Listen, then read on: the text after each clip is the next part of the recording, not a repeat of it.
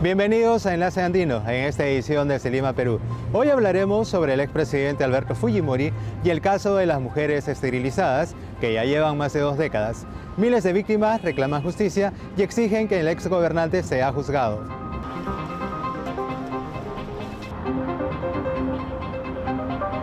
También abordaremos la crisis política en la que se encuentra el actual gobierno del presidente Pedro Castillo y el Congreso.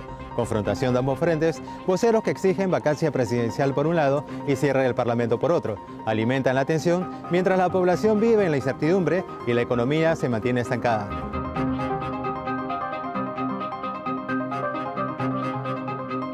Finalmente conoceremos el drama que padecen lideresas y líderes indígenas del medio ambiente, quienes reclaman al Estado peruano articular políticas públicas para proteger a los pueblos originarios que viven amenazados por actividades extractivas, minería ilegal y el narcotráfico, que denuncian ponen en peligro los territorios ancestrales, las fuentes de agua, la flora y la fauna. La justicia peruana se toma su tiempo para decidir si inicia juicio al expresidente Alberto Fujimori por el caso de las mujeres esterilizadas, sin importar que las víctimas llevan 20 años exigiendo justicia, ni que la Fiscalía formalizó denuncia penal contra el exmandatario y 3 exministros de salud de su gobierno. Las denuncias reportan que más de 270.000 mujeres y alrededor de 24.000 hombres habrían sido esterilizados contra su voluntad. Argumentando la ejecución de un programa de planificación familiar para combatir la pobreza, mujeres indígenas y de zonas rurales fueron sometidas a cirugías forzadas que les dejó serias secuelas y muertes en algunos casos. El tema fue archivado en 3 oportunidades y en otras 3 fue reabierto. La actual audiencia de control de acusación se inició en marzo de 2021 y en lo que va del año no se toma una decisión para abrir proceso a Fujimori. Las víctimas han protestado innumerables veces en las calles por la desatención de la justicia y de 5 gobiernos.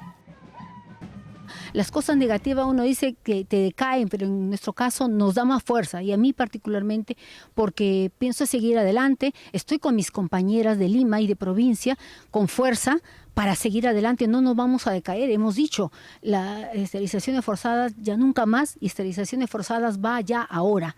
No vamos a dejar que sigan primando la corrupción que ha habido durante más de 25 años, ¿no? La lentitud de la justicia ha dado pie a diversas suspicacias. Le preguntamos a un especialista en derechos humanos si consideraba que el caso iba a quedar impune, y esto fue lo que nos dijo.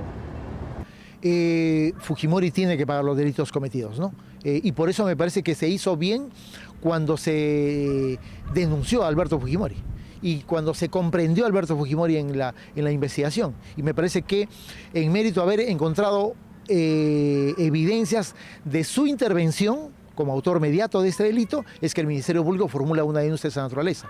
Y me parece que los cargos que se han hecho Fujimori en este caso son cargos no solamente sólidos, sino que sí encuentran evidencia suficiente de la existencia de políticas alentadas desde la Presidencia de la República que tuvieron como resultado los crímenes que se perpetraron en diversas regiones del Perú, no solamente en Lima. Muchos pensaron que las elecciones de junio pasado en Perú traerían estabilidad al país. Se equivocaron.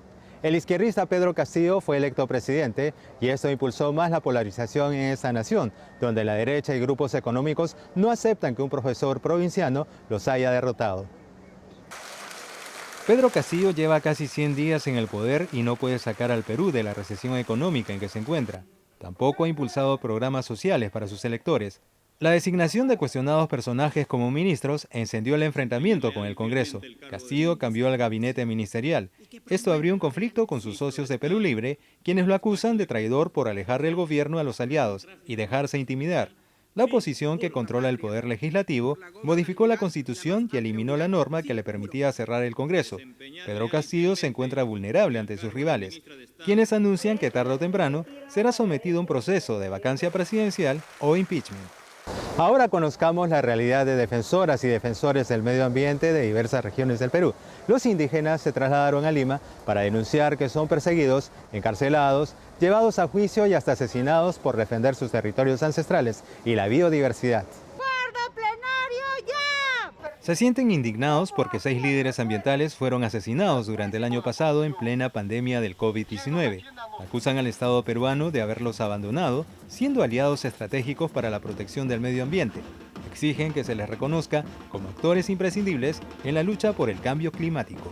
Nosotros defendemos nuestras aguas, nuestros ríos, nuestra cultura, que no seamos criminalizados cuando hacemos protesta, cuando exigimos al Estado que nos cumpla, que nos cumpla los acuerdos o que nos ayude, ¿no? El gobierno se comprometió a implementar mecanismos para protegerlos y no criminalizar sus protestas. Gracias por acompañarnos en esta emisión de Enlace Andino desde Lima, Perú. Les invitamos a que nos envíen sus sugerencias sobre temas que les gustaría ver en nuestro programa. Sigan disfrutando de la programación de France 24 en español y hasta pronto.